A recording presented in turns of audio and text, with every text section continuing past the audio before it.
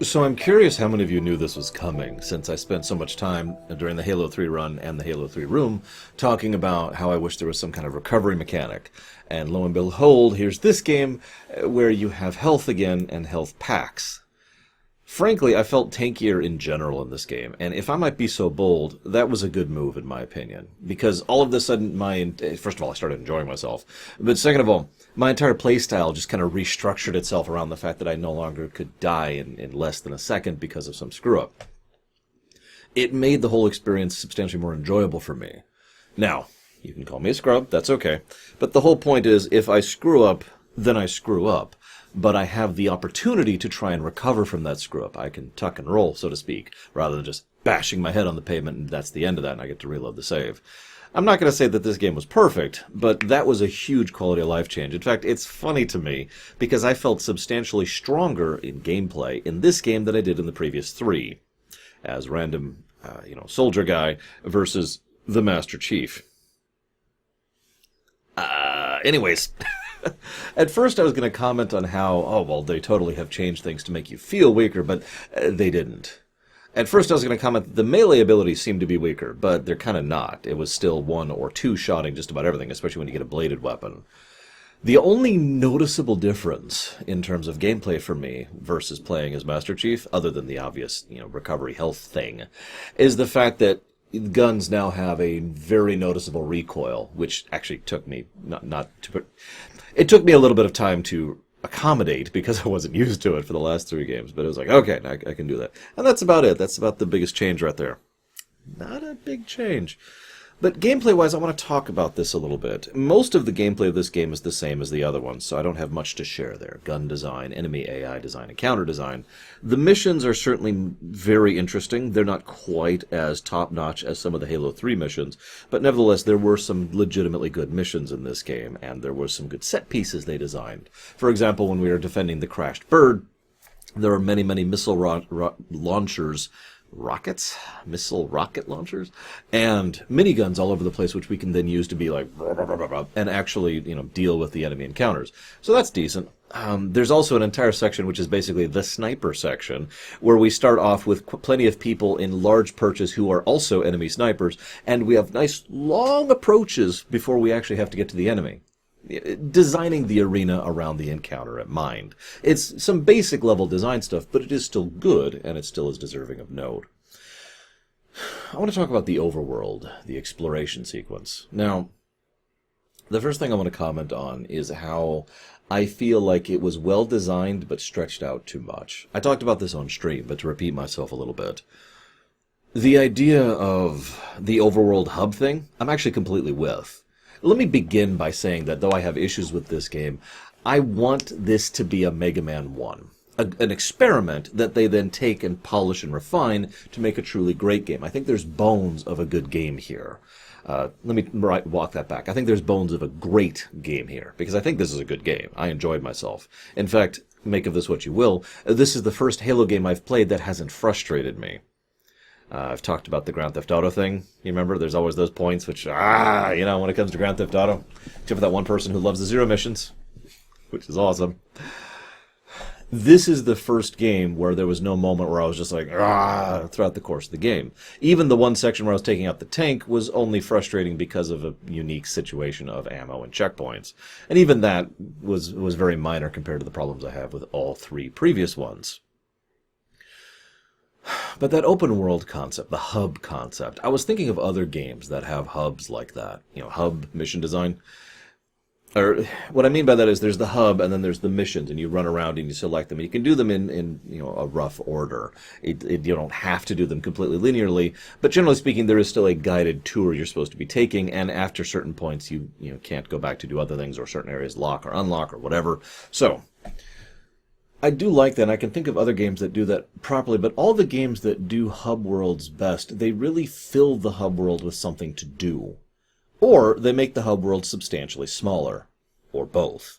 I'm going to use what I consider to be the example of the hub world game design, Mario 64. Yes, I'm comparing Mario to Halo. What? Mario 64 has a very small hub world. In many cases, it is literally seconds to go from one mission to another. But they also bothered to add things to that hub world. There are specific stars you can get, there's events you can do, there's unlocks, there's different paths. It's not much. It's not super amazing. But there is content there. Now you're probably thinking, well, this game has content in the overworld. I'm not sure I agree, because there are two major things from a purely gameplay perspective that the overworld fills in this one. One, you get the pseudo-random encounters with the enemies. Okay. There's not much to those, and I don't have much to say about them. Although, again, it is nice to not have to die in a millisecond just because I screwed up. And point two is the going to get the audio logs. I was struggling to explain this on stream, because it really feels to me like two separate teams worked on the audio story and the main story, right? And they had this other team and this other story idea, and they wanted to do this other story idea. You're probably expecting me to talk about Dante's Inferno at this point, but I'm not going to, since we're not talking about story yet. So we'll talk about that later. But for now, it felt like they had this extra story, and they just wanted to jam it in there, and they just started doing the Terminals thing with Halo 3, so they're like, okay, let's just jam that in there. And considering the fact that this game was originally supposed to be Halo Chronicles, I'm being slightly facetious there, but by all intents and purposes, from what I have uncovered in my own brief research, the exact team that was working on this game were the people who were working on Halo Chronicles, and I would bet you money, thanks to how game design works, that they baked a lot of that information and ideas into ODST. If I'm saying that correctly. Because that Halo movie, which never happened, which kind of sucks, I think Peter Jackson could have made something of that, but whatever. Anyways. So, we have this other thing that it doesn't fit. It's good. I liked the audio logs. I liked the story it told. But it was another story, completely disconnected from the story we were telling. Now, that's fine, but you could see why it doesn't really flesh out the hub world for me all that much, especially from a gameplay perspective, because all that boils down to is either looking at the map and checking, or following the path that Virgil is laying out and then trying to interact with the right thing. It also kind of encourages you to leave the HUD mode on the entire time to make sure you scan things and catch things, which is a nice feature, but at the same point completely destroys the atmosphere. I will also say that there was less interesting set pieces, but there were still some good set pieces in the mission design. Probably my favorite overall section, bar none, is when we were in the Jeep riding around in the desert area in the wildlife preserve. That mission, I believe it was the second mission I did. I don't remember. Please forgive me. That was a lot of fun. They did a lot of things right with that mission. A lot of enemies, a lot of variety, a lot of tools, a lot of options. Good stuff. Probably the best mission in the game, in my opinion. The last mission had some issues, and I also noticed the no music problem came back a little bit in this game. For those of you not familiar with the concept, no music, contrarily enough, doesn't mean a section of game where there is no music playing. It means a section of game where no music is playing and a section of fiction, because this can apply to shows or movies as well, where there's no music playing and there probably should be. Absence of music can be used very effectively. Star Trek does this all the time. Plenty of video games have silence as a narrative tool. But in my opinion, in this game, there were just empty branches of nothing, where there could have been some kind of ambiance. To use Halo 3 as an example, there's this kind of drum beat, low pulse thing when you're going through flood sections. Not really music, just this ambiance beat. Or maybe when you're building up to a major escalation section, there's this kind of rapid fire, almost techno thing going on under the background. Just going on. And that then leads into the actual song. In this game, those sections were absent, so it was just cool song and then dead silence. And it kept pulling me out of the narrative completely, to the point where I was just like, oh, okay. But I think this could have been a truly great game if it had the time and attention it needed, instead of being thrown together as a Gaiden game in the gap before they work on the next game. Since the Chronicles thing fell through and they had a little bit of time, so let's make a quick 2-3 hour campaign. For what it is, I did enjoy this, but I suppose this is the time to start talking about the narrative. I already mentioned the Dante's Inferno thing, and I don't have anything else to say about that. It's fairly self-apparent. I mean, we've got the woman who is greed, and then we've got the dude who is wrath, and he's shooting all the other people, and blah, blah, blah. It's fairly self-obvious. They even call the audio logs circles, for God's sakes. I don't have much to say about that. What I do have to say is something that I found far more interesting, and I'm not even sure if it was intentional or not. What do you do if the world is ending around you? How do you react? No, don't actually answer. I mean, you can answer in the comments if you want to, but realistically speaking, you probably do not know the answer to that question. Because, well, in my experience, you don't really know unless you've already been through something horrifically tragic or traumatizing, at which point you have some kind of basis to judge. Otherwise, all you can do is say what you'd like to say. You know, it would be nice if I would react this way, or I would want to react this way. But otherwise, we don't really know how we're going to react until we're actually in the moment, right? I bring this up because that's what I took out of this. I wrote some quick notes down here. Tom, he was the used house salesman, or the real estate salesman. Total denial. Complete, utter unacceptance. No, this has to fit into my mindset. This doesn't fit in my mindset, so it has to fit into my mindset. So I'm just going to make it fit into my mindset. And I talk about houses and everything's completely normal. Utter and complete disconnect. Then we have Mike. Now, he's the guy who actually is with it. Now, he's cool. But you'll notice that he basically started doing this because he met an attractive girl that he wanted to date or whatever. I mean, she's 19. I shouldn't call her a girl. An attractive woman that he wanted to date. And so he was willing to undergo this ridiculousness to be with her. Now, you're probably thinking, oh, that's horrible, Lore. No. It's human.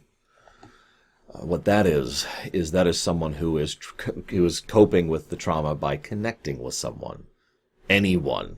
In this case, it was a clear romantic connection, but it was a connection regardless, effectively latching on to someone else. Anyone else, even a complete stranger, just to try and have something to help buoy him, to help him get through this. And, for the record, I hope Sadie and Mike got out. Because we know, this isn't even a spoiler at this point, because this already happened back in Halo 2, we know that there was some glassing going on of the African continent there. And I'm hoping they managed to get out in time.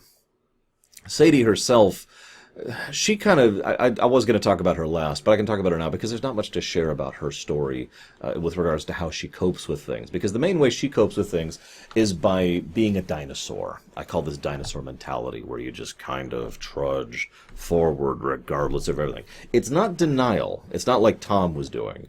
It's instead a form of stubbornness. I've got to do this. Well, this is going on. I know that's going on, and that's why I've got to do this. Well, what about this? Well, I know that's over there, but I've got to do this. You don't understand. I need to get to my dad. I suppose I should bring up Kinsler. I'd rather not. I'm glad he got torn to bloody shreds. That's about all I have to say about him. But in the interest of analysis and rumination, I suppose I should mention that that is another way people cope. That is, of course, lust, going back to the Dante's Inferno thing. But his overall approach and style, his coping mechanism, is almost hysterical. Opportunism is what I would probably call that. Oh, things are bad. I'm going to take. Now, his form of taking is disgusting and terrible. But this is the same general mentality that goes into looting when a terrible catastrophe hits a city, for example. Oh, the rules don't apply anymore. Yoink. Same idea. Not a big fan of looters, by the way. I want to talk about three more, before I go on. Slots Lady, I didn't get her name. This is an interesting one, because this, obviously, greed, but this is frustration, what that is. How many of you out there have something that you have tried to do for years and failed at? I have many things that I could attribute to that. And so I actually understand her mentality best of those. That's probably the closest to how I would react in that situation. Because, damn it, I have been doing this for so long. And I have been trying for so long. And I've been coming to this stupid casino for 40 years. You are going to give me back. You're going to give me my big win. And at that point, it's just about the gratification of knowing that she did it, knowing that she won, knowing that she got that money back. Even when a frickin' brute has decided to attack her, no, she's holding her ground. Thank you. Oh, now she's dead. Yeah. I don't blame her, though. Really, I don't. You'll notice she is probably one of the least damaging of the various people. Tom nearly got them killed. Kinsler was a disgusting human being, and two people we'll mention in a bit here actually endangered us. But all she did was go after the thing and try to, go after the ATM, and try to rip the money out of it because, damn it, she's going to have her satisfaction. Which leads me neatly into Jonas. Now, Jonas is gluttony. Duh.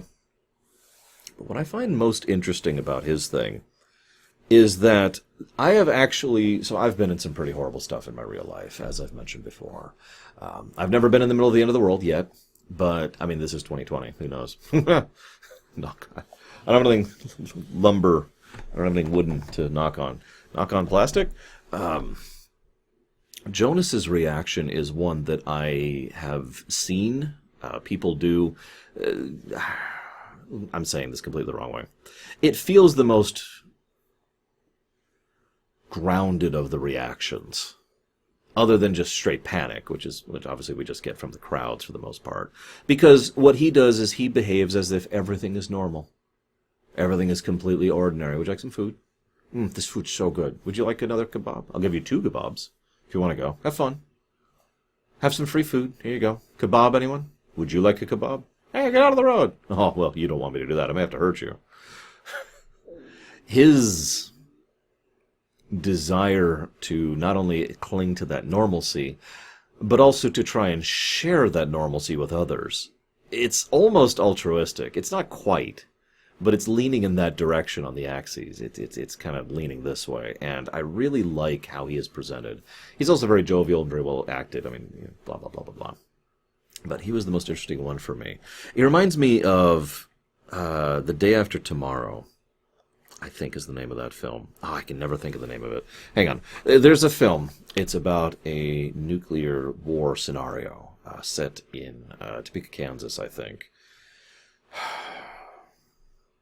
Maybe it's just The Day After.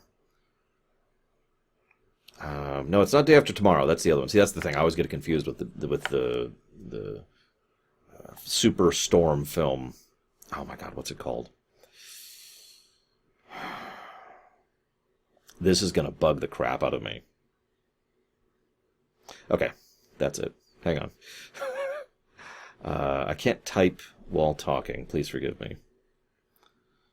But regardless, in this film that I am referencing right now, there is a scene where there's a woman. It's actually probably my favorite scene. The Day After.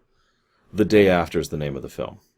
I'm not sure I recommend that film. It's a great film, but it's a horrifying film. It is beautifully horrific. There's a wonderful scene in it, which I will share with you now, where they know the bombs have launched, which means they're dead. It's the same thing. How do you react? What do you do? The bombs are coming, and there's nothing you can do about it. What do you do? And there's this beautiful bit where there's this woman, and she's straightening the sheets and making the bed. And they're like, we need to go. And she's just, no, hang on, I'm almost done.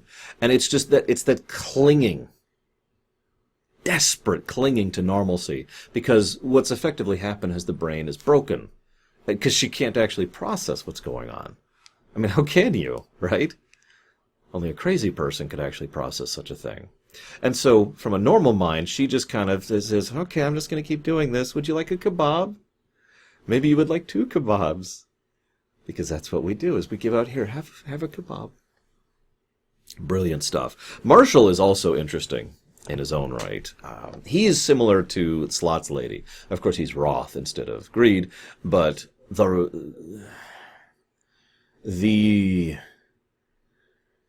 you'll notice a lot of these follow a similar trend. Most of these are, now that things are really bad, they no longer have to hold back like they normally would. That's the common theme here, and I hope you're noticing that. Kinsler no longer needs to not be a disgusting, despicable human being. Tom no longer needs to pretend that he's anything other than what he is. Mike is free to pursue someone that he likes, even though he's just met her. Slot's Lady is free to finally take the money that she feels she was always owed. Jonas is free to give out his food and enjoy it along with him. And of course, Marshall is free to enact his vengeance upon the people who have slighted him because they were rude and they were dicks, and by golly, screw them. And actually, I kind of get him too. I'm not sure I would shoot people, but I'm just saying, if Lore Reloaded walked up and ate my lunch, and I put Lore on the lunch, why would you eat my lunch, Lore Reloaded? You kind of get the mentality there. That demand of satisfaction is something there that he would otherwise never do, but, well, the world's ending, so screw it. Interesting to think on.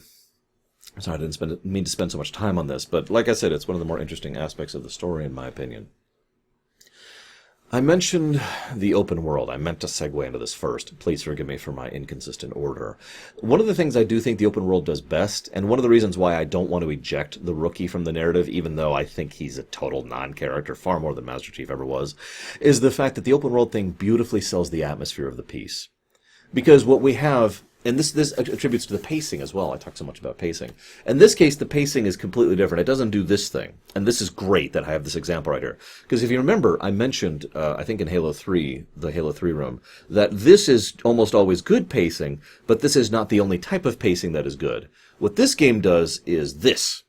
And it stays low, and then it has like a bump. And then it has like a bump, and then it has like a bump, and then it has an escalation. So the tone stays down almost the entire work.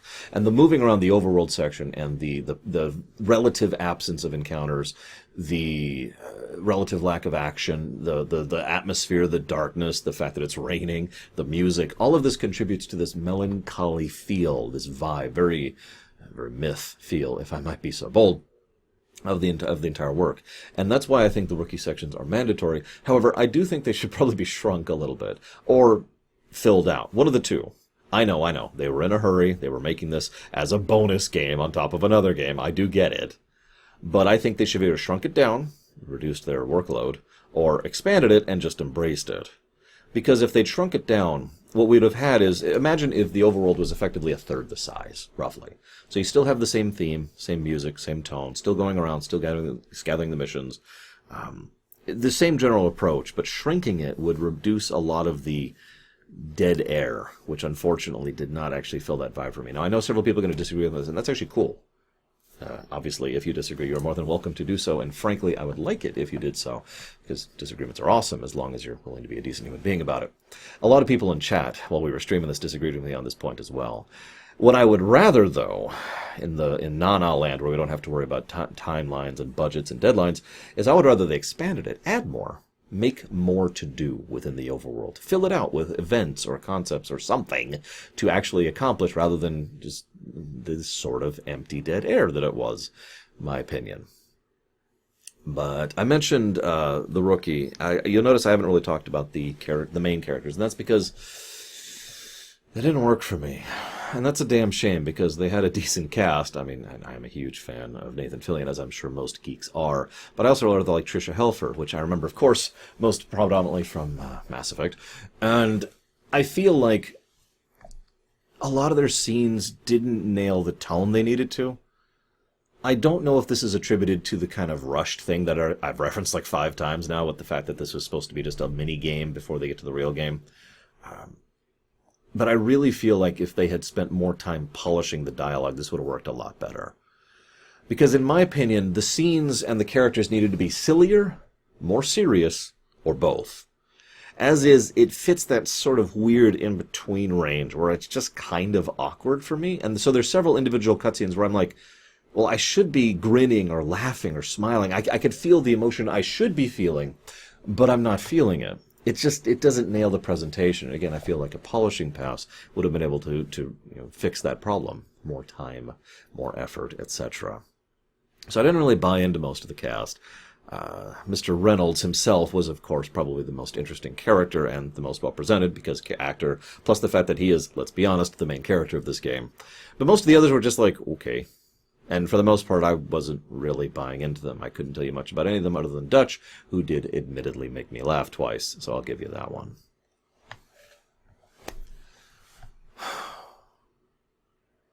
Thinking in my head, I've already gone through everything that's on my notes. I don't know. I don't have much else to share here. Oh, one last thing, actually, very quickly. So, obviously, we know Halo Infinite is coming out at some distant future, and I wonder if Halo Infinite will be designed more like this game. Large open world, little specific hubs you can go to, that kind of an idea. I don't know. I think that Halo Infinite could be a good expansion on this concept. As I mentioned earlier, I think this is a good experiment. I just think it needs to go further. We'll see, I suppose, whenever Halo Infinite comes out. Do we even have a release date yet?